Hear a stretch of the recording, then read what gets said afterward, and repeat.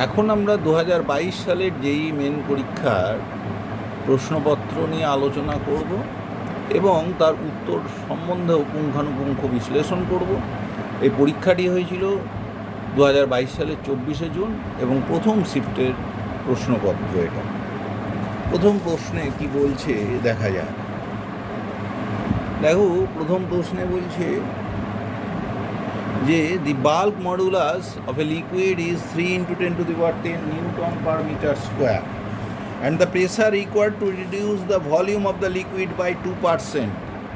অর্থাৎ এই লিকুইডের volume 2% reduction করতে কতখানি প্রেসার লাগবে। দেখো, বাল্ক মডুলাস যদি বলা থাকে B equals to P divided by, তুমি জানো, ডিভি বাই ভি, অতএব P equals to B into DV by V. তাই দেখো, বি হলো তোমার 3 ইন্টু বলে দিয়েছে 10 to the power 10, আর ডিভি বাই ভি বলে দিয়েছে 2%, মানে 2/100। তাহলে এখান থেকে যদি আমরা গুণ করি আসছে দেখো 6 into 10 to the power 8 newton per metre square. So the pressure required is 6 into 10 to the power 8 newton per metre square. সুতরাং একের কারেক্ট অপশান হলো সি। এইবার আমরা 2 নম্বর প্রশ্নে চলে যাচ্ছি। 2 নম্বর প্রশ্ন দেখো, একটা অ্যাসারশন রিজন টাইপের প্রশ্ন। গিভেন বিলো বলছে কি, given below are two statements, one is labelled assertion A and the other is labelled as assertion R. Assertion A, in a uniform field speed and energy remains the same for a moving charge particle.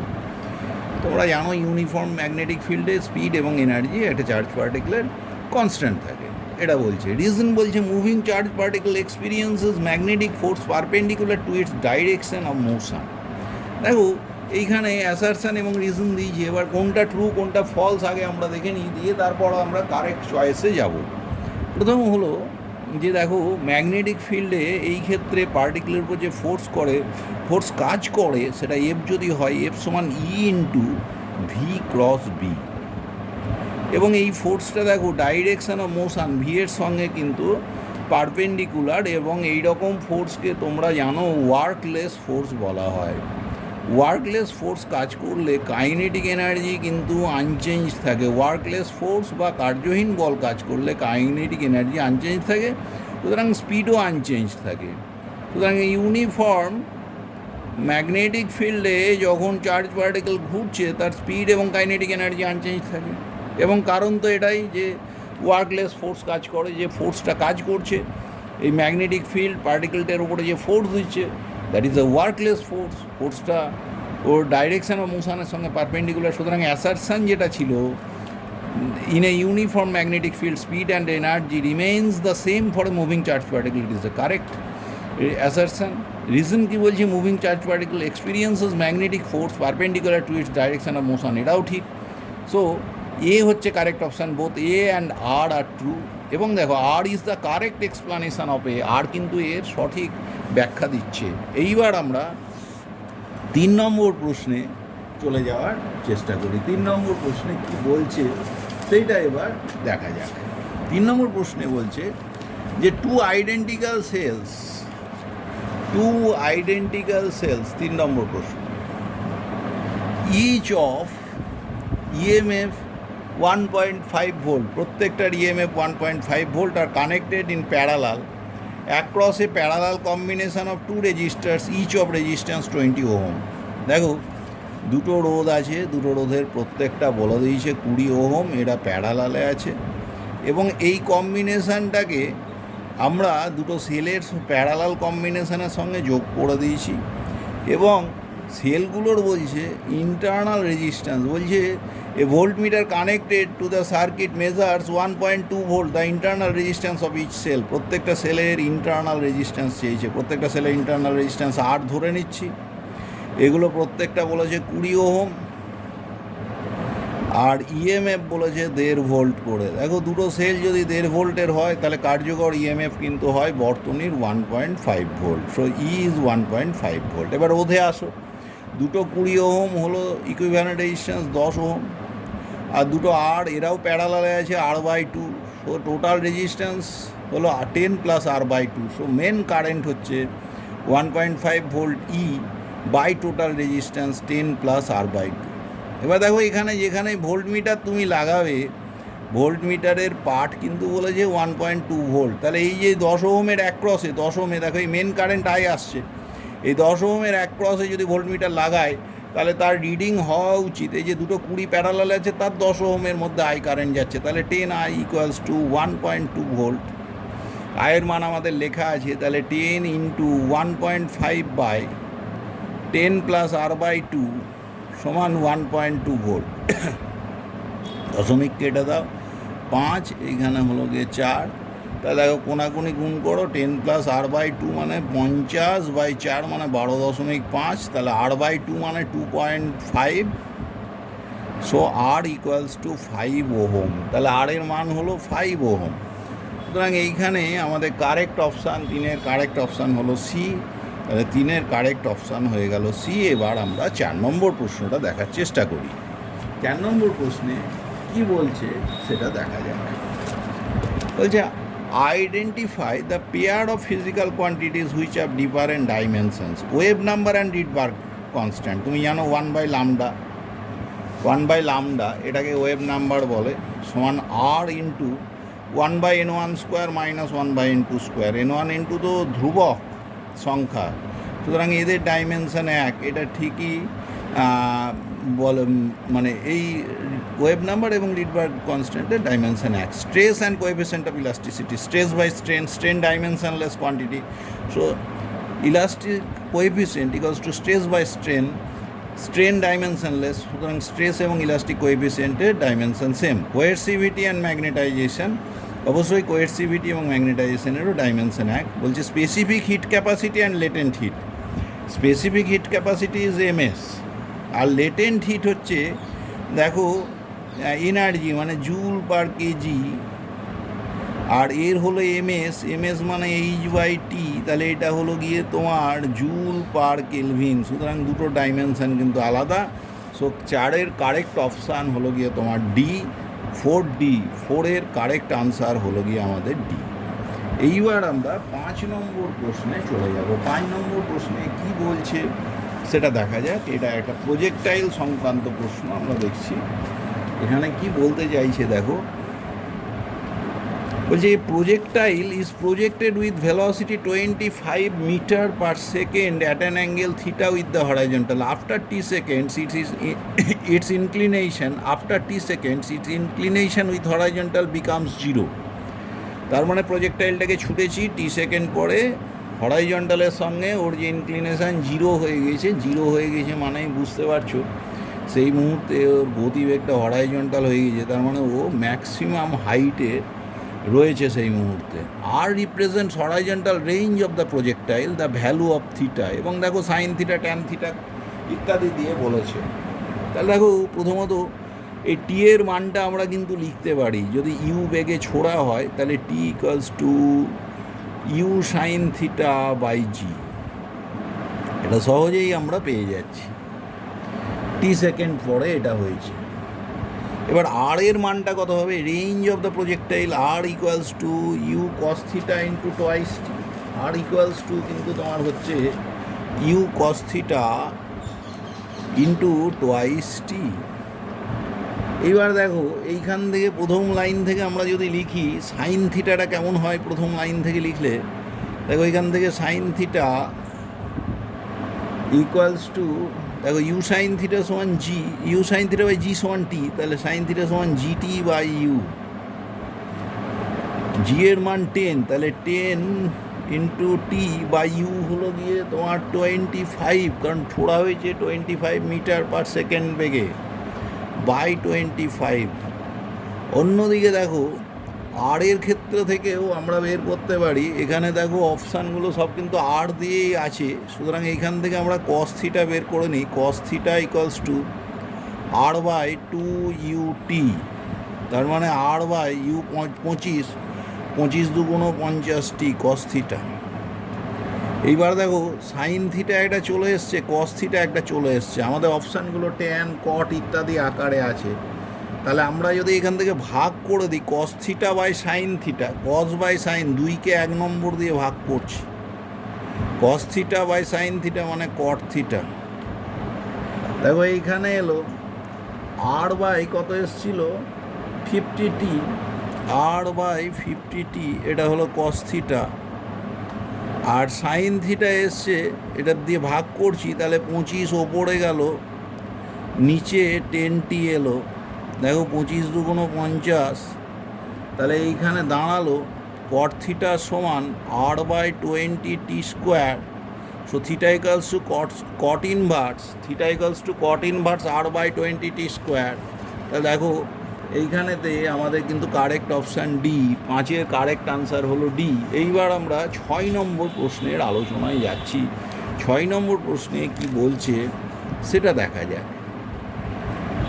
6 নম্বর প্রশ্নে বলছে block of mass 10 kg start sliding on a surface with initial velocity 9.8 meter per second. The coefficient of friction between the surface and the block is 0.5. The distance covered by the block before coming to rest. এইখানে দেখো work energy principle কাজে লাগাতে পারি। Change in kinetic energy equals to work done against the frictional force. Change in kinetic energy মানে ব্লকটার কী কী বলেছে, মাস বলে দিয়েছে, velocity বলেছে, তাহলে কাইনেটিক এনার্জি কত ছিল, 1/2 × 10 × 9.8 হোল স্কোয়ার। এই পুরো কাইনেটিক এনার্জি হারিয়ে ফেলেছে। তো this is the change in kinetic energy equals to work done against the frictional ফোর্সটা কত, মিউ এমজি, মিউ 0.5, এম বস্তুর ভর বলে দিয়েছে 10 কেজি, ইন্টু জি 9.8, কত দূর গিয়েছে ধরি এক্স।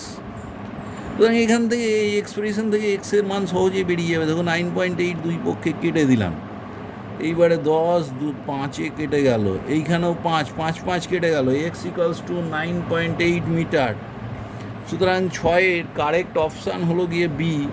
সুতরাং ওয়ার্ক এনার্জি প্রিন্সিপল কাজে লাগালাম। Change in kinetic energy equals to work done against the frictional force. Frictional force হলো mu mg, distance covered x, work done against the frictional force mu mg into x equals to change in kinetic energy. করলেই খুব সহজে এক্সের মান বেরিয়ে গেল। এইবারে তারপরের প্রশ্নে দিয়েছে 7 নম্বর প্রশ্ন, যে a boy ties a stone of mass 100 gram to the end of a 2 meter long string and wheels it around in a horizontal plane. The string can withstand the maximum tension of 80 Newton. If the maximum speed with which the stone can revolve is k by pi revolution per minute, the value of k. দেখো এইখান থেকে আমরা পার্টিকেলটাকে ঘোরাচ্ছি 2 metre লম্বা একটা স্ট্রিংয়ে লাগিয়ে, whirled it around in a horizontal plane, এটাকে horizontal প্লেনে আমি ঘোরাচ্ছি। দ্য স্ট্রিং ক্যান উইথস্ট্যান্ড, এবং স্ট্রিংটা যা সহ্য করতে পারে যে maximum tension 80 newton. The maximum speed with which the stone can revolve, তাহলে ম্যাক্সিমাম স্পিডে যেতে হবে, এবং এই স্পিডটাকে কে বাই পায়ে দেওয়া আছে, তার মানে তোমাকে ফ্রিকোয়েন্সিতে আলটিমেটলি যেতে হবে। তাহলে দেখো এই যে ম্যাক্সিমাম টেনশান এটা দিচ্ছে অভিকেন্দ্র বল এম ওমেগা স্কোয়ার এল সমান টি ম্যাক্স। এমটা পার্টিকেলের কত বলেছি 100 গ্রাম মানে 0.1 কেজি ইন্টু ওমেগা স্কোয়ার থাকলো, এল কত দৈর্ঘ্যে সুতো না 2 মিটার সমান 80 নিউটন। তাহলে দেখো ওমেগা স্কোয়ার সমান 80/2 মানে 40.1 এলো 400, ওমেগা স্কোয়ার সমান 400, সো ওমেগা ইকুয়ালস টু কিন্তু তোমার 20। এইবার দেখো তোমার এইখান থেকে কি চেয়েছে, দেখো রিভলিউশন পার মিনিটে যেতে হবে, তার মানে linear frequency N equals to omega by 2 pi সমান কত হলো 20/2 পাই, তার মানে 10/পাই হার্জ, এটাই দাঁড়ালো।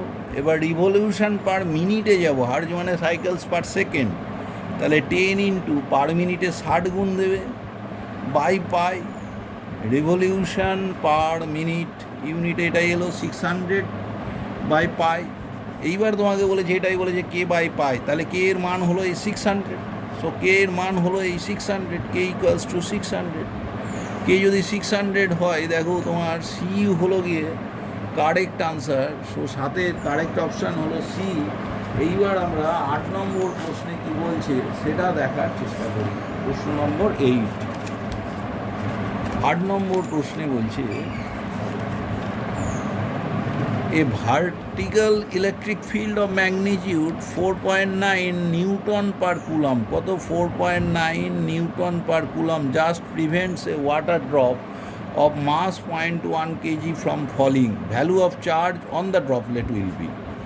দেখো একটা ফিল্ড পার্টিকেলটাকে পড়া থেকে বাঁচাচ্ছে, পার্টিকেলটা পড়বে তার ওজনের জন্য, তাহলে নিচের দিকে তার কি বল কাজ করছে, ওজন বল সমান ওই ফিল্ড যে ঊর্ধ্বমুখী বল দিচ্ছে কিউই, তাহলে ওটা যখন সামনে আছে দেন কিউই ইকুয়ালস টু এমজি, এই কিউটাকে তোমাকে বের করতে হবে। তাহলে ইকুইলিব্রিয়ামের শর্ত হলো কিউই ইকুয়ালস টু এমজি, তাহলে কিউ থাকলো এর মান দেখো এসআইয়ে দিয়েছে 4.9 ইন্টু 10⁵ নিউটন পার কুলম, এমটা কত 0.1 কেজি, তার মানে 0.1 ইন্টু 0.1 গ্রাম বলেছে, কেজিতে নিতে হবে। 0.1 গ্রাম মানে 0.1 ইন্টু 10⁻³ কেজি ইন্টু জি হলো গিয়ে 9.8। এবার দেখো তাহলে কিউ এর মান তোমার কীরকম আসছে, কিউ ইকুয়ালস টু, দেখো এইখানে কেটে দিতে পারো 2 into 10⁻⁴ by 10⁵, so 2 into 10⁻⁹ coulomb. দেখো 5টা উপরে উঠলে -5 হলো, 2 ইন্টু 10⁻⁹ কুলম। তাহলে এইখানে দেখো আমাদের কারেক্ট আনসার হচ্ছে বি, তাহলে 8-এর কারেক্ট আনসার কিন্তু আমাদের বি। এইবার আমরা 9 নম্বর প্রশ্নের উত্তরে যাওয়ার চেষ্টা করব। 9 নম্বর প্রশ্নে কি বলছে সেটা এবার আমরা দেখি।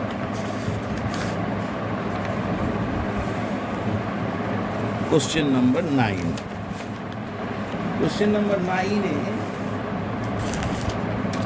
দেখা যাচ্ছে যে এটা একটা এনার্জি সংক্রান্ত প্রবলেম। কি বলছে কোশ্চেন নাম্বার 9? কোশ্চেন নাম্বার 9-এ বলছে যে particle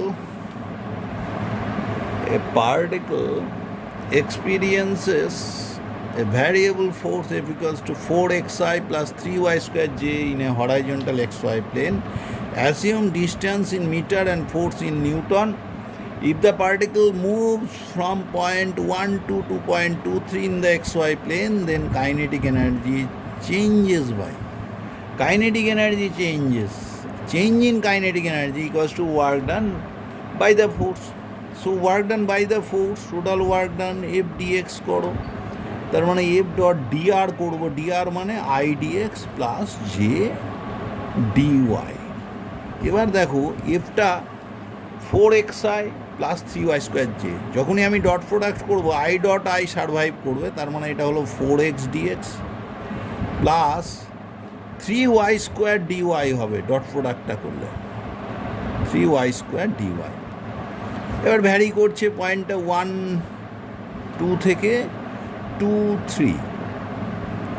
এবার দেখো 4x ইন্টিগ্রেশন করলে x² / 2 মানে 2x² প্লাস 3y³ বাই 3 কেটে গেলে ইন্টু y³ 1 2 আর এখানে হলো 2 3। তাহলে দেখো এখানে কি হলো 2 into 2 square minus 1 square, 2 into 2 square minus 1 square, 2 square মানে 4 মাইনাস 1 প্লাস y³ 3 3 9 3 9 27 মাইনাস 8। তাহলে দেখো কত হলো 3 3 2 6 প্লাস 27 থেকে 8 বাদ গেলে 19, তার মানে 25 joule. So the work done by the force for that displacement is 25 joule equals to change in kinetic energy. Then kinetic energy changes by 25 joule. তাহলে 9-এর কারেক্ট অপশান হলো গিয়ে সি, 9-এর কোশ্চেনের কারেক্ট অপশান সি। এইবার আমরা 10 নম্বর প্রশ্নে যাই। The approximate height from the surface of earth at which the weight of the body becomes 1/3 of its weight on the surface of the earth. পৃথিবী পৃষ্ঠে একটা বস্তুর যা ওয়েট, কোন হাইটে গেলে ওয়েটটা তার কত গুণ বলছে 1/3 হয়ে যাবে। তুমি জানো এইচ উচ্চতায় অভিকর্ষজ ত্বরণ GH হলে that is equal to G/1 + H/r এর হোল স্কোয়ার। দেখো মাস তো এক, সুতরাং ওয়েটের যা অনুপাত অভিকর্ষজ ত্বরণের অনুপাতও তাই হবে। GHটা বলছে এখানে G/3, কারণ এইখানে এম দিয়ে আমি লিখতেই পারতাম, তাহলে এই ওয়েট দিয়েই চলে এলো। দেখো এইবার যখন তুমি এমটাকে আউট করে দিছো, জিজি আউট করে দিছো, দেখো আসছে কি রুট টুট করে নিলে 1+h/r equals to √3. So h equals to √3 minus 1 into r. √3 মানে 1.732 minus 1.732 into r. r এর মান 6400।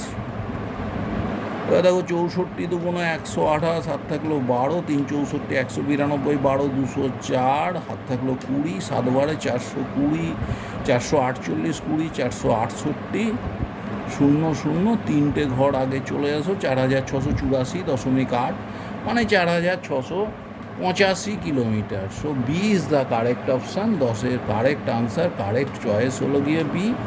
এইবার আমরা 11 নম্বর প্রশ্নে যাওয়ার চেষ্টা করছি। 11 নম্বর প্রশ্নে কি বলছে দেখা যাবে। 11 নম্বর প্রশ্নে যেটা বলছে, a resistance of 40 ohm is connected to a source of alternating current rated 220 volt 50 hertz. Find the time taken by the current to change from its maximum value to RMS value. Maximum value থেকে RMS ভ্যালুতে কারেন্টের চেঞ্জের কতটা সময় লাগবে এটা তোমার কাছে চেয়েছি। দেখো I ইকুয়ালস টু ধরো current equation I0 sin omega T, এসির ক্ষেত্রে ওমেগা মানে কত 50 হার্টজ লিনিয়ার ফ্রিকোয়েন্সি, তাহলে 100 পাই ইন্টু টি। এবং ম্যাক্সিমাম কারেন্ট যখন হবে তখন দেখো এই সাইন টার্মটা 1 হবে, তাহলে 100 pi T equals to sine pi by 2। So T equals to pi যদি তুমি কেটে দাও 1/200 সেকেন্ড, তাহলে প্রথম ক্ষেত্রে T1 ম্যাক্সিমাম কারেন্ট হলো 1/200 সেকেন্ডের মাথা। এইবার বলছে maximum value to RMS value. RMS value তো I0/√2, তাহলে সাইন টার্মের ভ্যালু 1/√2, সাইন 1/√2 মানে সাইন পাই বাই 4, তাহলে সেই ক্ষেত্রে 100 পাই ইন্টু T2 সমান পাই বাই 4। অতএব দেখো পাই কেটে গেল, T2 equals to 1/400। So time difference T1 difference T2 equals to 1/200 আর 1/400 ডিফারেন্স মানে 1/400 সেকেন্ড। এবার যদি তুমি মিলি সেকেন্ডে যাও তাহলে 1000/400 মানে 2.5 মিলি সেকেন্ড মতো আসছে। তাহলে এই যে 11 উত্তর আসছে কিন্তু 2.5 মিলি সেকেন্ড, তাহলে 11-র কারেক্ট অপশান হলো এ। তাহলে 11-র এ হলো কারেক্ট অপশান। এবার আমরা 12টা দেখার চেষ্টা করছি। 12টা কি বলতে চাইছে দেখা যাবে। বলছে the equations of two waves, দুটো ওয়েভ ইকুয়েশন দেওয়া আছে, আর given by y1 equals to বলেছে y2 বলে দিয়েছে। This waves are simultaneously passing through a string, the amplitude of the resulting wave. দেখো অ্যাম্পলিটিউড যেটা হয় A² সমান A1² plus A2² plus twice A1 A2 cos delta. তাহলে এই যে ইন্টারফেয়ারিং যে ওয়েভ দুটো যাচ্ছে তাদের আমাদের প্রথমত ফেজ ডিফারেন্স দেখা দরকার। দেখো এই 2π × x - vt ফেজ অ্যাঙ্গেলে এইটুকুটা ঠিক আছে, বাকিটা 3π মানে অড মাল্টিপল অফ পাই, তার মানে অপোজিট ফেজে ওয়েভ দুটো মিট করছে। সুতরাং অ্যাম্পলিটিউড এ ইকুয়ালস টু হবে A1 difference A2, that is your 5 - 3 মানে 2 সেন্টিমিটার। সো কারেক্ট অপশান 12 হলো এ। 12-র কারেক্ট অপশান এ, কারণ 3π মানে অপোজিট ফেজ। যখন ওয়েভগুলো অপোজিট ফেজে আছে তখন যে রেজাল্ট্যান্ট অ্যাম্পলিটিউড সেটার ভ্যালু মিনিমাম হয়, এবং সেটা যে ওয়েভ দুটো সুপারপোজ করছে তাদের অ্যাম্পলিটিউড ডিফারেন্সের সঙ্গে সমান। নেক্সট কোশ্চেনে আমরা যাওয়ার চেষ্টা করছি। 13 নম্বর কোশ্চেন। 13 নম্বর কোশ্চেনটি ইলেকট্রোম্যাগনেটিক ওয়েভ সংক্রান্ত প্রশ্ন। কি বলছে দেখা যায়। A plain electromagnetic wave travels in a medium of relative permeability 1.61 and relative permittivity 6.44. The magnitude of magnetic intensity 4.5 × 10⁻² ampere per meter at a point. What will be the approximate magnitude of electric field? তোমরা জানো E0/B0 সমান যে কোনো মাধ্যমের যদি এটা হয় c dash velocity of light equals to c dash. এবার B0 দেওয়া থাকলে E0 সমান c ড্যাশ ইন্টু B0। এবার যে কোনো মাধ্যমে velocity of light c dash সমান c/√μ × ইপসিলন। এবার সি তো আছেই 3 × 10⁸ থাকলোই, root over of mu epsilon মানে তোমার 1.61 × 6.44। দেখো এইটা কম বেশি যেরকম দাঁড়াচ্ছে 1.61 এবং 6.44 গুণ করলে পরে কম বেশি দাঁড়ায় এটা 64 রুট ওভার অফ 10.30 নিয়ারলি।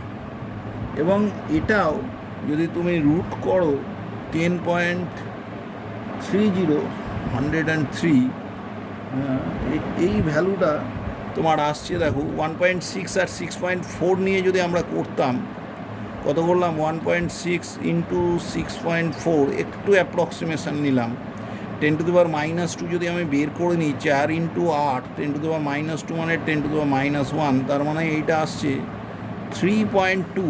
তাহলে 3 × 10⁸ বাই অ্যাপ্রক্সিমেটলি 3.2, এইটা সি টেস্টের ভ্যালু।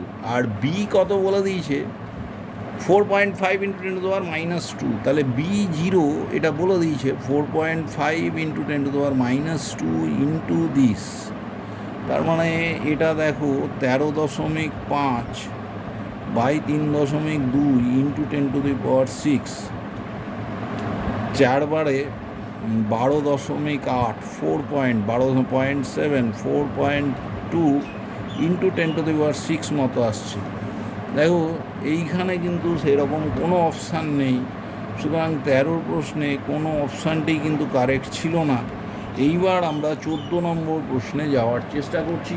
14 নম্বর প্রশ্নে কি বলতে চাইছে সেইটি দেখা যাক। 14 নম্বর প্রশ্ন, 14 নম্বর প্রশ্নে বলছে, in the ground state of Rutherford's model electrons are in stable equilibrium, while in Thomson's model electrons always experience a net force.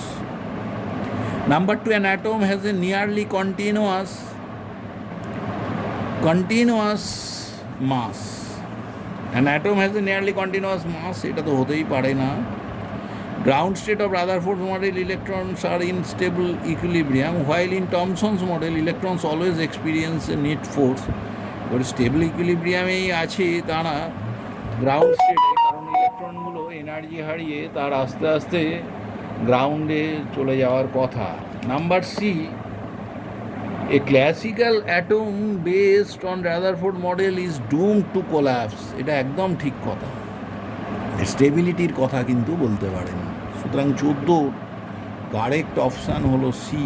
এইবার আমরা 15 নম্বর কোশ্চেনে যাওয়ার চেষ্টা করছি। কোশ্চেন নাম্বার 15 কি বলছে, nucleus A having mass number 220 and its binding energy per nucleon 5.6 MeV. It splits into two fragments B and C of mass numbers 105 and 115. দুটো যোগফল 220 হয়ে গেছে।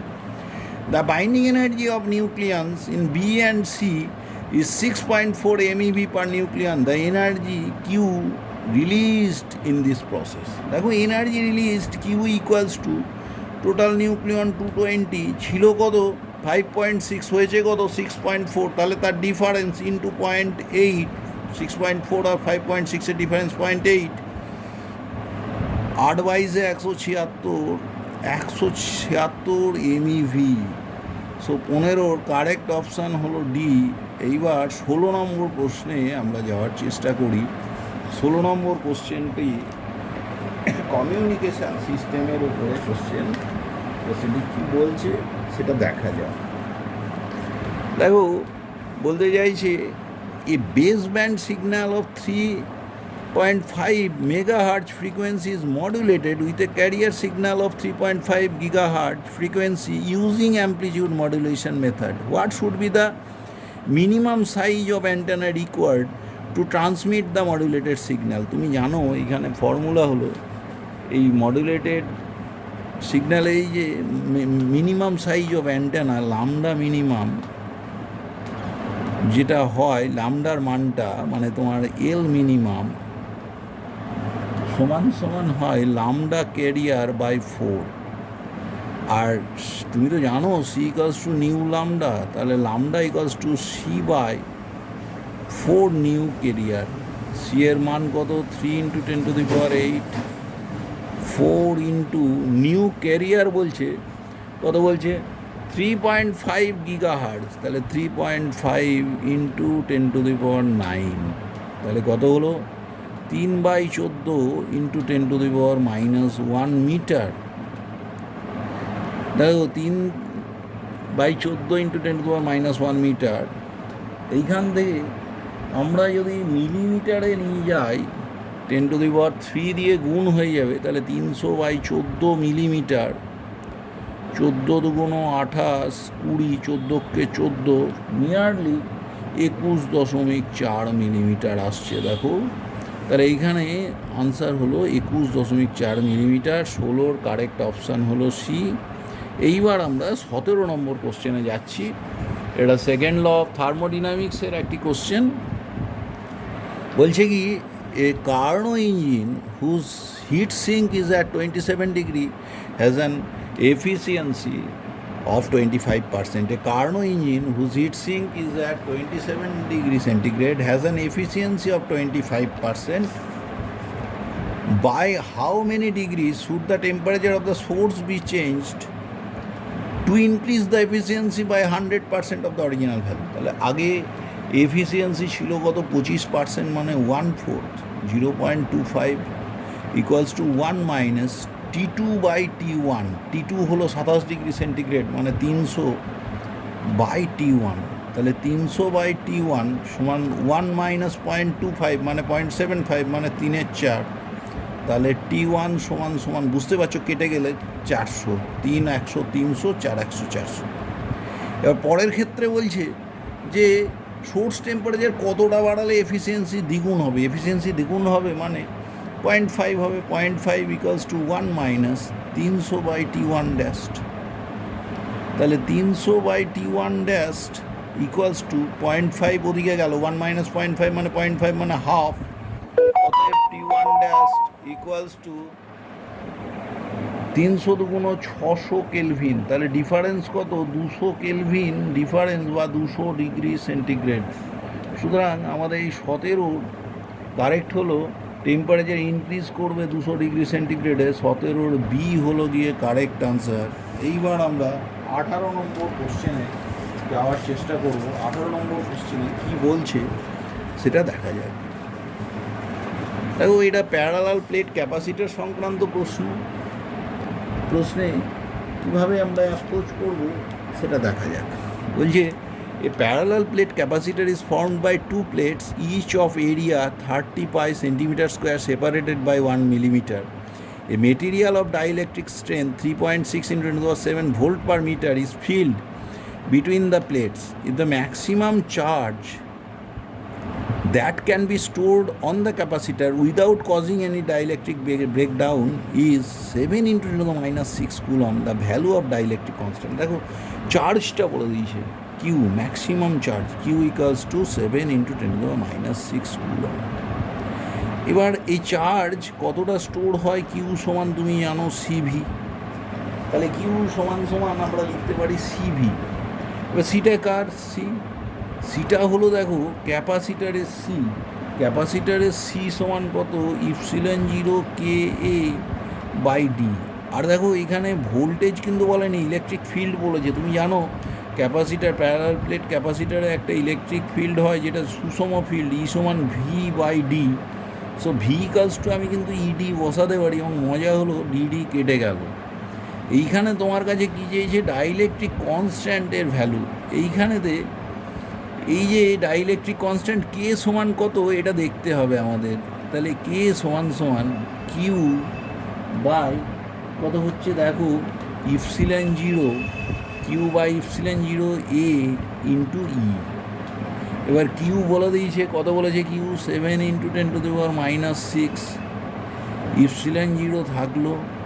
এ কত বলে দিয়েছে দেখো, এ বলেছে 30 পাই সেন্টিমিটার স্কোয়ার, তাহলে 30 × pi into 10⁻⁴ metre square, 1 centimetre square equals to -4 metre square.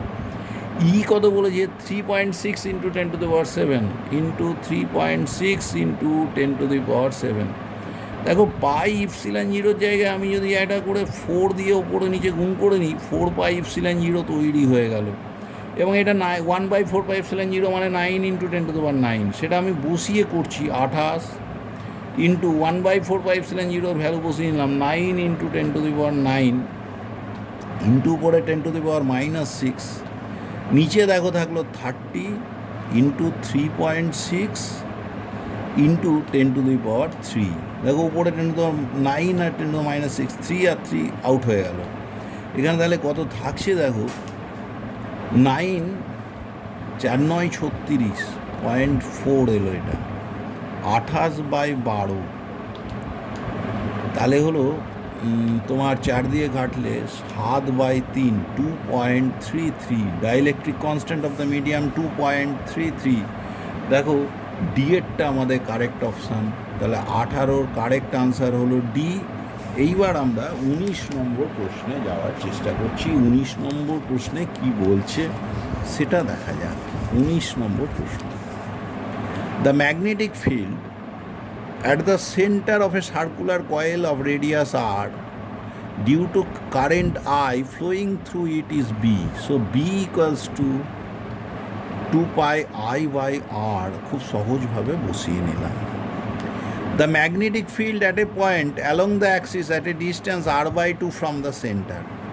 দেখো তুমি জানো r/2 ডিস্ট্যান্সে যেটা হয় সেটা B ড্যাশ সমান 2 pi n/i r² by r² plus a² মানে r/2 মানে r²/4 to the power 3/2।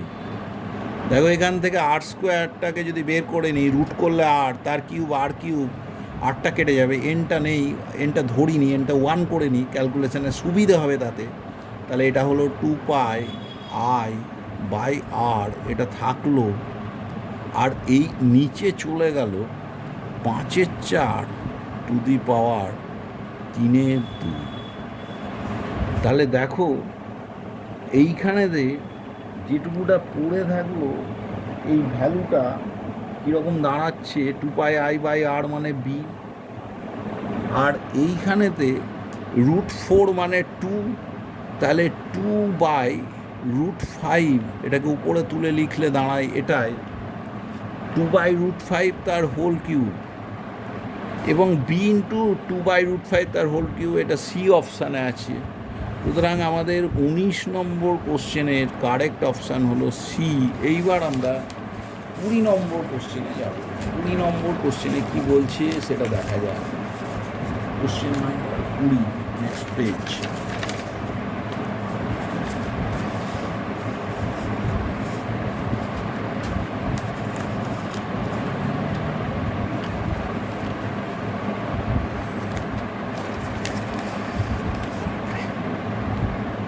Two metallic blocks M1 and M2 of same area of cross section are connected to each other as shown in figure. The thermal conductivity of M2 is K, M2 thermal conductivity K, then the thermal conductivity of M1 ধরো K1। এবং এটা বের করতে হবে। দেখো hit flow করছে steady স্টেটে, M1 যতটা তাপ যাবে M2-র মধ্যে দিয়েও প্রতি সেকেন্ডে ততটাই তাপ যাবে। তাহলে কি দাঁড়ালো, Q সমান K1 ইন্টু এ, θ1 মাইনাস θ2 100 - 80 মানে হলো 20 বাই ডি মানে 16 সমান দ্বিতীয়টার দেখো কে এ, θ1 মাইনাস θ2 হলো 80 - 0 মানে 80 বাই ডি মানে 8। দেখো 8 × 2 = 16, 4 × 20 80, এ কেটে গেল, অতএব K1 সমান 4 × 2 = 8K। তাহলে K1 হলো 8K, বি হলো কারেক্ট আনসার। তাহলে আমাদের 20 প্রশ্নে সঠিক আনসার হলো বি। এইবার আমরা 20 কোশ্চেনের সঠিক আনসার পেলাম বি। এইবার আমরা 21 নম্বর প্রশ্ন থেকে, এগুলো নিউমেরিক্যাল টাইপ প্রশ্ন, এবার উত্তরটা আমরা শুধু লিখে এগিয়ে যাব, উত্তরটাকে আমাদের খুঁজতে হবে। এখানে কি বলছে, প্রথম প্রশ্ন 21-এ নিউমেরিক্যাল টাইপ প্রশ্ন, 0.056 kg, that is your 56 gram, কি নেওয়া হয়েছে, nitrogen is enclosed in a vessel at temperature 127 degree centigrade, that is your 400 kelvin. The amount of heat required to double the speed of its molecule in k calorie, kilo ক্যালোরিতে double the speed double করতে কতটা তোমার energy লাগবে। দেখো energy, nitrogen দ্বিপরমাণুক energy per degrees of ফ্রিডমে 1/2 kT, তাহলে energy হলো 5/2 কেটি। এইবার দেখো 56 গ্রাম নাইট্রোজেন মানে 2 মোল, তাহলে টোটাল এনার্জি হলো ইন্টু 2n, কে মানে তো আবার r/n, তাহলে nও কেটে গেল, 2ও কেটে গেল, তাহলে হলো 5RT। এবার দেখো যখন তুমি স্পিড দ্বিগুণ করছো তাহলে কাইনেটিক এনার্জি 4 গুণ হবে, তাহলে নেক্সট টাইম যে এনার্জি দাঁড়াবে এর 4 গুণ মানে 20RT। তাহলে কতটা এনার্জি লাগছে E2 মাইনাস E1, এইটা তোমার কাছে চেয়েছে। The amount of heat required, এনার্জির টার্মে আমরা যাচ্ছি 15RT। এইবার দেখো আর এর ভ্যালু 2 ক্যালোরি পার মোল পার কেলভিন বলেছে, তাহলে আমরা 2 ক্যালোরি নিলাম, 15 ইন্টু 2। আর আমরা কি করব, ওখানে 2 মোল তো হিসেবে ধরেই চলে এসছি, তাহলে টি এর মানটা 400 বসিয়ে দিই। 15 দুগুণ 30, 3 4 12, 12,000 ক্যালোরি, তার মানে হলো 12 কিলো ক্যালোরি। সো আনসারটা হবে 12। সো 21 কারেক্ট আনসার হলো 12, নিউমেরিক্যাল ভ্যালু হলো 12। নেক্সট 22 নম্বর প্রশ্ন। 22 নম্বর প্রশ্নে কি বলছে, বলছে 2 identical thin biconvex lens of focal length 15 centimeter and refractive index 1.5 are in contact with each other. The space between the lenses is filled with a liquid of refractive index 1.5, the focal length of the combination. দেখো ব্যাপারটা এইরকম, এই যে lens দুটোর মাঝে কিন্তু আরেকটা অবতল lens form করে যাচ্ছে। প্রথমত আমার যে লেন্সগুলো ছিল তাদের তলগুলোর বক্রতা ব্যাসার্ধ দরকার, লেন্সগুলো 15 সেমি, 1/f সমান mu minus 1, 1.5 minus 1 by convex lens, তাহলে ইন্টু 2/r, তাহলে 0.5 বিয়োগ করলে 0.5 ইন্টু 2 1, তাহলে আর হলো 15। তাহলে দেখো এই যে অবতল লেন্সটা হলো তার ফোকাস দৈর্ঘ্য আর অন্যগুলোর ফোকাস দৈর্ঘ্য, কম্বিনেশনের ফোকাস দৈর্ঘ্য গায়ে গায়ে থাকলে 1/f সমান 1/15 একটা বাই কনভেক্স লেন্সের আর একটা বাই কনভেক্স লেন্সের, প্লাস মিউ মাইনাস 1। দেখো এই জায়গাটা কিন্তু 1.25 প্রতিসরাঙ্কে লিকুইড দিয়ে ঢেকেছি, তাহলে 1.25 minus 1 into 1/r1 plus 1/r2, অবতল হচ্ছে তাহলে -2/15। দেখো এইখানে তাহলে কত দাঁড়ালো, 2/15 মাইনাস 1/4 ইন্টু 2/15, তার মানে 2 কাটলো 30 লসাগু 4 minus 1, 3/30, 1/10। So F equals to 10 semi. এই যে কম্বিনেশান হলো তার ফোকাস দৈর্ঘ্য 10 সেন্টিমিটার। সো এই যে তোমার 22-এর focal length of the combination is 10 centimetre. 3টে লেন্স গায়ে গায়ে বসানো, তার ইকুইভ্যালেন্ট ফোকাল লেন্থটা বের করলেই হবে। এইবার আমরা পরের কোশ্চেনে যাচ্ছি, যেটা হলো 23 নম্বর প্রশ্ন, ট্রানজিস্টার সংক্রান্ত প্রশ্ন। কমন এমিটার মোডে আছে। when a signal of a transistor is used in common emitter mode in an amplifier circuit, when a signal of 10 millivolt is added to the base emitter voltage, the base current changes by 10 microampere, the collector current changes by 1.5 milliampere, the load resistance is 5 kilo ohm, the voltage gain, দেখো voltage gain AV equals to RL into delta IC by delta VI। দেখো RL বলে দিয়েছে 5 kilo ohm, মানে 5 into 10³ ohm. দেখো আইসি এর change হচ্ছে collector current 1.5 মিলি ampere, মানে 1.5 into 10⁻³ ampere. Delta VI input voltage, কতটা সিগন্যাল 10 মিলি ভোল্ট, তাহলে 10 ইন্টু 10⁻³ তাহলে দেখো এবার রেশিওটা কত, 10⁻³ -3 বাদ দিয়ে দিলাম, 10 10⁻², ওপরে থাকলো 7.5 বাই নিচে 10⁻², ওপরে উঠলে 100 দিয়ে গুণ হলো 750. So AV is 750. So the voltage gain of the transistor is 750. এইবারে আমরা 24 নম্বর প্রশ্নে এসি সংক্রান্ত একটি প্রশ্ন দিয়েছে, এই প্রশ্নটি সলভ করার চেষ্টা করুন। Question number 24. As shown in the figure, an inductor of inductance 20 millihenry is connected to an AC source of 220 volt and frequency 50 hertz. The instantaneous voltage of the source is 0 volt and the peak value of current is this. The value of alpha is, দেখো peak value of current বলেছে, তার মানে pick value of voltage হলো 220 volt বলেছে, RMS value যেটা কিছু না বললে, তাহলে peak value of voltage by তোমার রিয়াক্ট্যান্স, ইন্ডাকটিভ সার্কিটের রিয়াক্ট্যান্স এল ওমেগা। এল কত বলেছে 200 মিলিহেনরি, মানে 200 × 10⁻³ হেনরি, আর omega 50 hertz AC, omega equals to 2n pi, তার মানে এটা 100 পাই। তাহলে দেখো এখানে 4টে 0 3টে গেল, তাহলে 20 pi. So I max equals to E max by 20 pi. এইখানে তাহলে দাঁড়ালো 11√2 বাই পাই। এবার দেখো √a/পাই অ্যাম্পিয়ার বলেছে, তার মানে রুটে সবটাকে ঢুকিয়ে নাও, 11 121 2 242 বাই পাই। তাহলে কম্পেয়ার করলে দেখো √a/পাইয়ের সঙ্গে যদি এটাকে কম্পেয়ার করো, a সমান 242. So numerical value of A is 242. Numerical value of A is 242. এইবার আমরা 25 নম্বর প্রশ্নে যাওয়ার চেষ্টা করি। 25 নম্বর প্রশ্নটি কী বলছে দেখা যাক। বলছে sodium light of wavelength 650 nanometer and 655 nanometer is used to study diffraction at a single slit of aperture 0.5 millimeter. The distance between the slit and the screen is 2 meters. The separation between the positions of first maxima of diffraction pattern obtained in the two cases equals to ... numerical value into -5 meter. তাহলে দেখো এইখানে ডিফ্র্যাকশানে যেটা হয়, ম্যাক্সিমার শর্ত d × yn/d, মানে d sin θ equals to d tan θ equals to 2n + 1 × λ/2।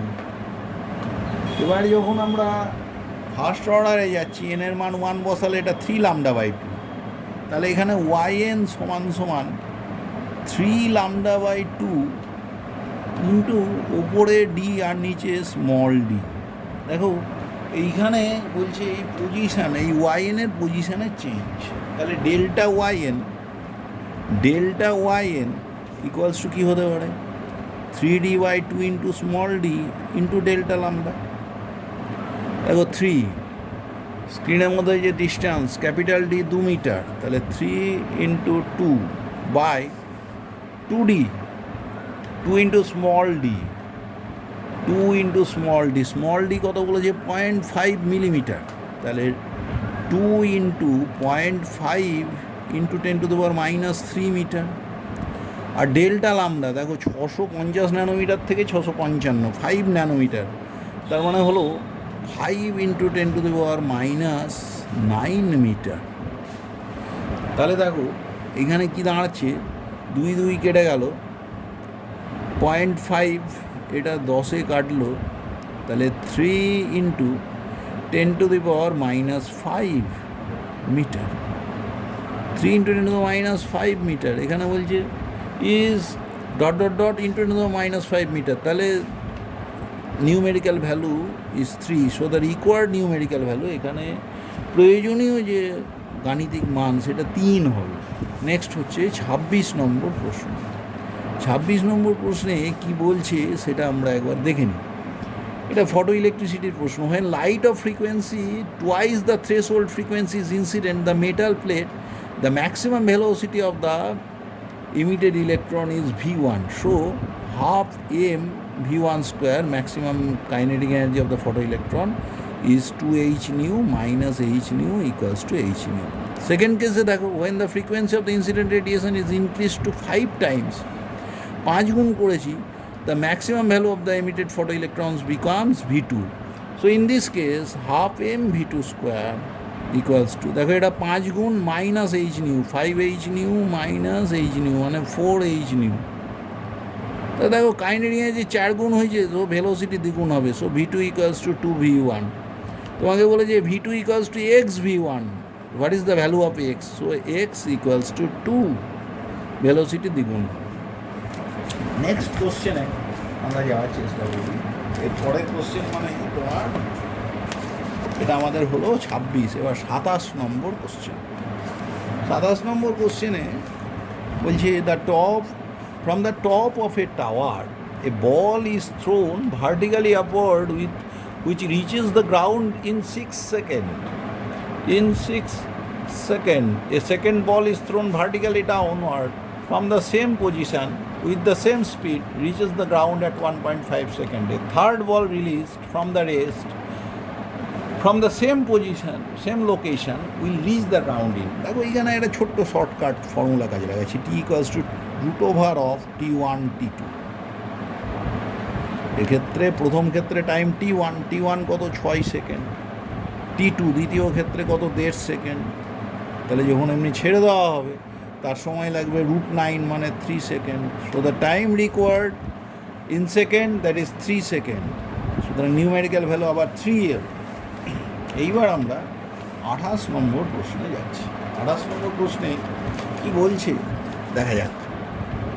A ball of mass 100 gram, a ball of mass 100 gram is dropped from a height h equals to 10 semi on a platform fixed at the top of vertical spring. The ball stays on the platform and the platform is depressed by a distance h by 2. The spring constant is, দেখো এই উচ্চতা থেকে বলটা পড়েছে, এটা আবার depressed হয়েছে further h/2, বলছে স্প্রিং কনস্ট্যান্ট। দেখো এখানে এনার্জি কনজারভেশন দিয়ে স্প্রিংয়ের অঙ্ক আমরা সলভ করি, তাহলে বলটা যতটা পোটেন্সিয়াল এনার্জি লস করেছে that is mg into h/2 plus h/2, that is your 3h/2 সমান স্প্রিংয়ের সঞ্চিত স্থিতিশক্তি হাফ কে ইন্টু স্প্রিংটা ডিপ্রেসড হয়েছে h/2, তাহলে তার h/2 এর হোল স্কোয়ার। দেখো একটা h/2 কিন্তু আমি কেটে দিলাম দুই পক্ষে, তাহলে কে সমান হলো 2 ইন্টু 3 6mg। দেখো এইখানে আরেকটা 2 আছে, তাহলে অ্যাকচুয়ালি হলো 12, 2 দুগুণ 4, 3 4 12 mg/h। K equals to 12 mg/h। 12 থাকলো, এম এর মানটা কত? দেখো 100 গ্রাম মানে 0.1 কেজি ইন্টু জি বলে দিয়েছে 10, ইন্টু 10/h 10 সেমি বলেছে। এই 10 সেমি মানে 10⁻⁻1 মিটার। দেখো এই দুটো টার্ম কেটে গেল, 0.1 আর 10 গুণ করলে 1 হয়, তাহলে এটা হলো 120। তাহলে তোমার উত্তর দাঁড়ালো 120 নিউটন পার মিটার। সুতরাং 28-এর উত্তর হলো 120 newton per metre. Required numerical value is 120। Next হলো 29 নম্বর প্রশ্ন। 29 নম্বর প্রশ্নে কি বলছে দেখো, in a potentiometer arrangement a cell gives a balancing point at 75 centimeter length of wire. This cell is now replaced by another cell of unknown EMF. If the ratio of EMFs of the two cells respectively 3/2, the difference in the balancing length, দেখো একটা balancing length 75 আর একটা L2 সমান তোমরা জানো E1/E2 and that is 3/2। So L2 equals to 75 দুগুণ 150/3 মানে 50। এবার বলছে the difference in the balancing point, so L1 minus L2 plus to 75 minus 50 মানে 25 semi. So our answer is 25। Numerical value of the answer is 25 and the difference in balancing length is 25 centimetre. এবার last অঙ্ক question পেপারের 30 নম্বর question. A metre scale is balanced on a knife edge at its centre. একটা metre scale ওকে balance করা হয়েছে ওর মধ্যবিন্দুতে। তুমি জানো দুদিকের ভারটা সমান হলে ওটা ব্যালান্সে চলে আসা উচিত। এবার কি বলছে,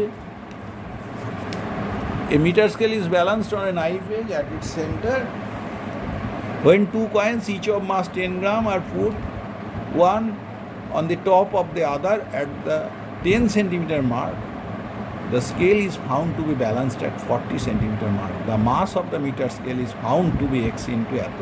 Find the value of x. দেখো যখন এই হলো আমার মিটার স্কেল, এই 10 সেন্টিমিটার মার্কে দুটো কয়েনকে বসিয়ে দিয়েছি, তখন ওকে ব্যালেন্স করছি আমি কিন্তু 40 সেন্টিমিটার দূরত্বে বসালে 40 সেন্টিমিটার দূরত্বে কোনো বিন্দুর সাপেক্ষে ওটা ব্যালেন্সে আছে। মিটার স্কেলের ওজন কিন্তু 50 সেন্টিমিটার থেকেই কাজ করছে। এবার মিটার স্কেলটা তো ইকুইলিব্রিয়ামে আছে, তাহলে দুদিকে সব ভ্রামকগুলো সমান হবে। তাহলে দেখো মিটার স্কেলে নিজের মাস যদি এম হয়, তাহলে দেখো এর ওজন mg, 40 সেন্টিমিটার দূরে পয়েন্টের সাপেক্ষে ভ্রামক নিচ্ছি, তাহলে দূরত্ব হলো 50 মাইনাস 40 10 সেমি, সমান সমান ওখানে কত গ্রাম আছে? 10 গ্রাম। কটা? দুটো, তাহলে 20 ইন্টু 10⁻³ কেজি করে দিলাম, ইন্টু দূরত্বটা কত দূরত্ব? 10 গ্রামগুলো 10 সেমিতে আছে, তাহলে এই ব্যালেন্সিং পয়েন্টের সাপেক্ষে তার দূরত্ব, এই দূরত্বটা কিন্তু 40 থেকে 10 বাদ 30 সেমি ইন্টু 30। এবার দেখো দুদিকে দূরত্বের এককটা সেন্টিমিটারে দিয়েছি, তাই কেটে যাবে, আর মিটারে নিয়ে গেলাম না, ইন্টু 3। তাহলে জি এর মানটা আমরা যদি বসিয়ে দিতে পারি, জি কত বলে দিয়েছে? কিছু বলেনি। জি 10 যদি ধরি, তাহলে এম সমান 60 ইন্টু 10⁻³ বাই 10, তাহলে তোমার হচ্ছে 6 ইন্টু 10⁻² আসার কথা। 60 into 10⁻³ by 10, 60 into 10⁻³ mg into, আচ্ছা আবার দেখি এটা কত হয়েছিল? 30 10 কেটে গিয়েছিল, তাহলে এইখানে জি এর 10 বসলো, তাহলে 6 ইন্টু 10⁻³ mg ইন্টু 10 সমান 20 ইন্টু 10⁻³ ইন্টু 30, তাহলে এটা 3-এ কাটলো, তাহলে 60 ইন্টু 10⁻³ তা আসা উচিত 20 ইন্টু 10⁻³, 20 ইন্টু 10⁻³। আর এই দিকে আরেকটা আমার যেটা গণ্ডগোল হচ্ছিলো যে এরও তো একটা জি বসবে না, এখানেও এই জিটা তো কেটে যাবে, তাহলে এইখানে তো আরেকটা জি যেমন আছে নিচে, উপরেও একটা জি, এই জিটা যেমন নিচে এলো উপরে একটা জি, জি কেটে গেল, তাহলে হলো 60 ইন্টু 10⁻³, তার মানে 6 ইন্টু 10⁻²। তাহলে এইখানে নিউমেরিক্যাল ভ্যালু এক্সের হলো গিয়ে তোমার 6। এইখানে আমাদের এই কোশ্চেন পেপারের আলোচনা শেষ করছি।